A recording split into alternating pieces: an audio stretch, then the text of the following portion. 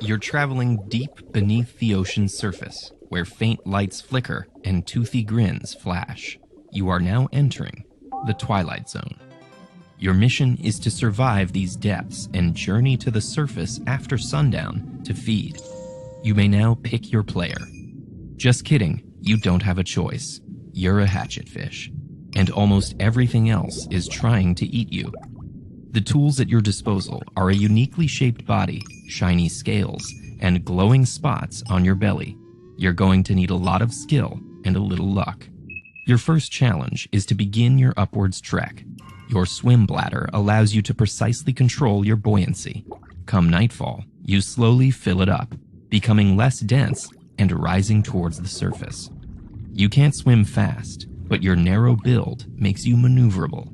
This is especially important since predators could spring out of the darkness at any moment. In fact, a fangtooth is gliding beneath you. It has the ocean's biggest tooth-to-body size ratio.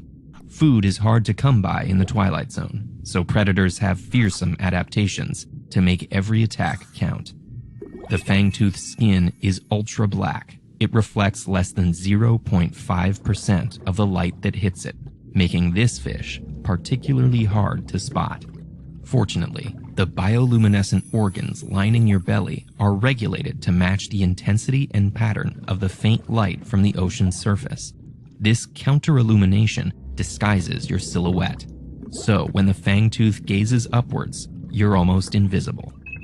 A bright spot appears in the distance. You go to check it out, but something's looming in the darkness. The light is a bioluminescent lure belonging to an anglerfish. You dart away before it quickly opens its jaws, sucking in a hapless fish that got too close. Another narrow escape, but you're nearly there. Although more than 90% of deep-sea creatures are bioluminescent, only one group produces the color red: dragonfishes. One of them is near. Because red light is quickly absorbed by seawater, most deep-sea inhabitants can't see it. The dragonfish emits red light from organs by its eyes, using an invisible headlight to locate unsuspecting prey that it scoops into its cavernous jaw. You can't see your enemy, but your silvery mirror-like scales scatter and soften direct light, keeping you hidden. After 3 close calls, you reach the photic zone. You've just participated in the world's largest migration. It takes place every night as trillions of organisms rise from the ocean's depths to enjoy the surface's rich resources under the cover of darkness. The payoff is huge.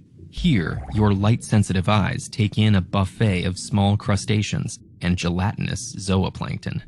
During the day, phytoplankton use sunlight to turn dissolved carbon dioxide into energy and build their own cells.